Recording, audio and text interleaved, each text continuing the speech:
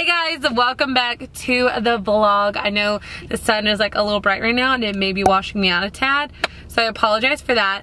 But what's up? Welcome back to the vlog, you guys. It is Tuesday. I am running to go and get myself some quick dinner, and by quick dinner I mean McDonald's. I know, not that healthy. It's fine, we'll just get over it. I really didn't want to spend money, but we're doing it anyways. Car's about to take off. But yeah, like I said, getting McDonald's for a quick dinner, and then I'm going to take someone's graduation photos on my old campus. Got my McDonald's, I ripped it up and I ate it all, so it's fine. It's like kind of warm outside, but I'm nervous it's gonna get cold while we're taking these photos, so I don't know how that's gonna go. I just hope that these photos turn out really well. The lighting is a little harsh right now, but I know that it will be going down. It's like almost golden hour. I've been taking graduation photos in like a hot minute, so this should be fun. And I haven't been back on campus in a while either, so maybe I'll get some little b-roll shots for you guys of a little bit of campus, let you guys see what it looked like.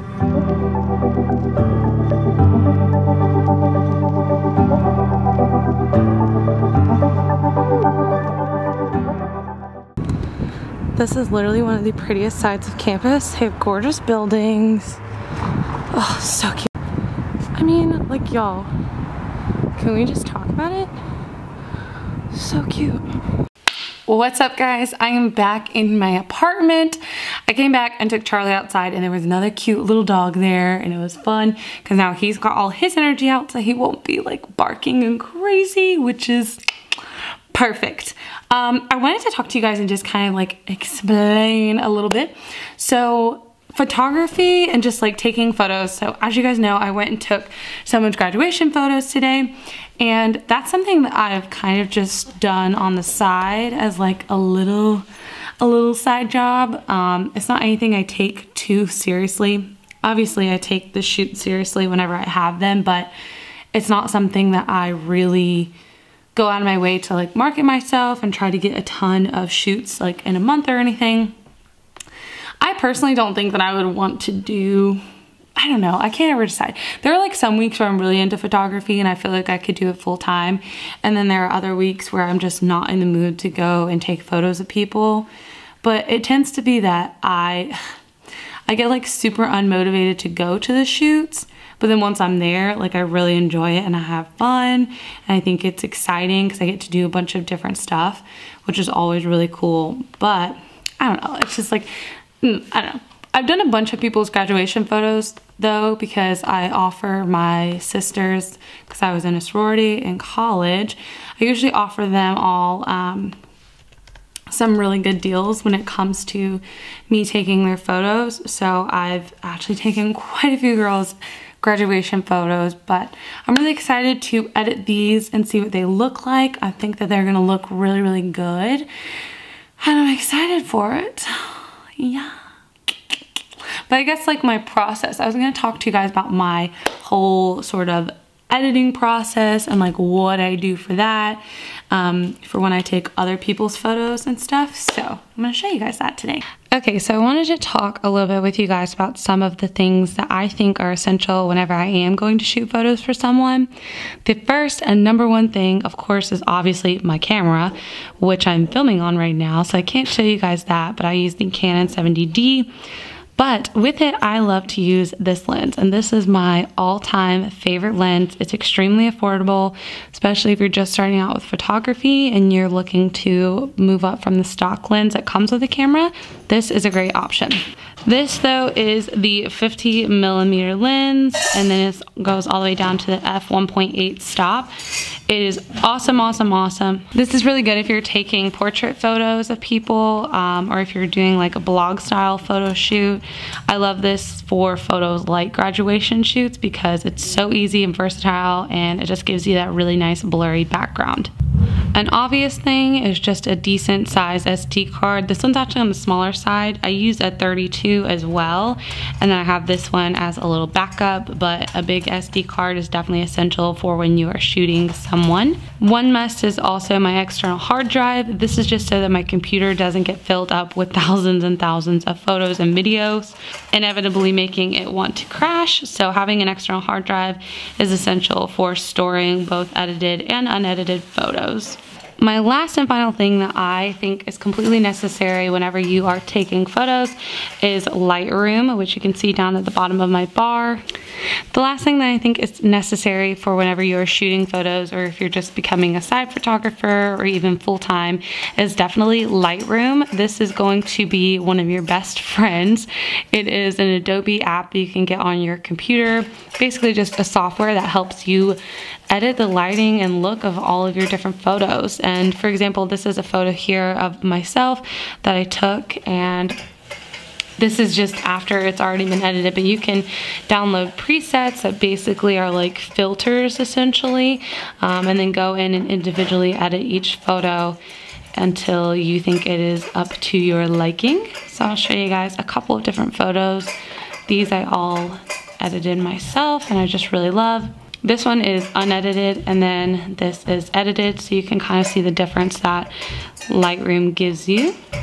So now I'm gonna go ahead and pop in my SD card and take a look at the photos from today. All right, so I'm going ahead and importing all of the photos from today into Lightroom so I can begin my editing process. So this should be fun. There are a ton of photos in this import. Actually, not too many, only 100. So we'll definitely have to narrow that down, but I already kind of have an idea of some of the better photos and locations that we shot at, which is always good to think about whenever you're shooting, just kind of keeping in mind some of your favorites and which ones you think are going to be best to edit. JK, I just looked at the upload. There's actually 244 imports, not 100. So there's quite a bit more to go through. Okay, so now we're going to go ahead and start the editing process. For this, I'm actually not going to use a preset.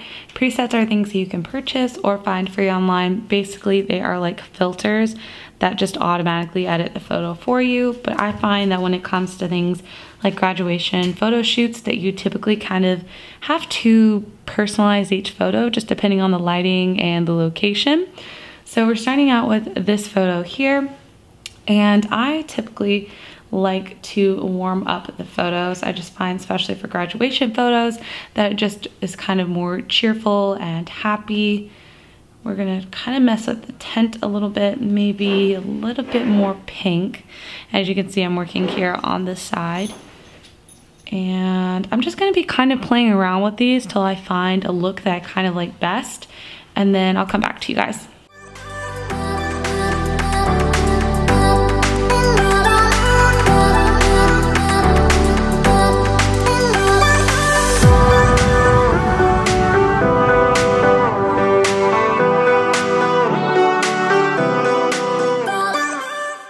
Okay, so I think that I found roughly kind of the editing style that I'm liking for this photo.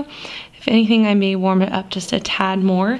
But what I'm going to go ahead and do is head over here and actually copy these edits, because this is going to save us a lot of time when it comes to editing the photos. Because now, whenever we click to a new photo, all we have to do is paste it, and boom. It is already done. So we can kind of go through and paste and go, making sure that we're paying attention to any small details that may need to be changed, such as straightening or cropping the photo, or adjusting the brightness or exposure, those sorts of things. This is also when I go through and kind of weed out some of the not as good photos. This is a good example where the pasted edits don't look as good, so I will take down the temperature a notch and kind of readjust everything, just so that we can make sure everything is not too overly exposed or anything crazy. We definitely don't want that to happen. And since I know that some of these photos are similar, I'll just go ahead and copy and paste.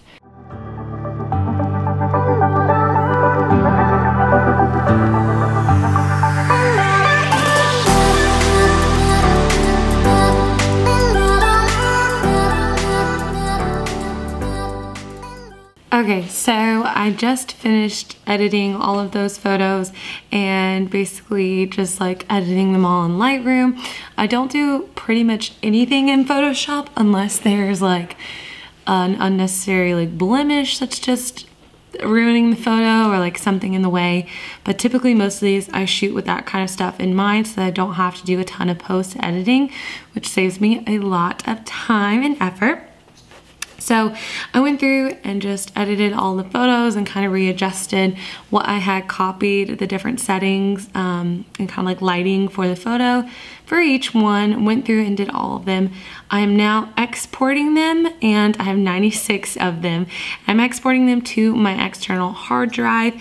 From there, I'm going to look at them and probably narrow them down to like 50 to 60 photos, something along that line or those lines.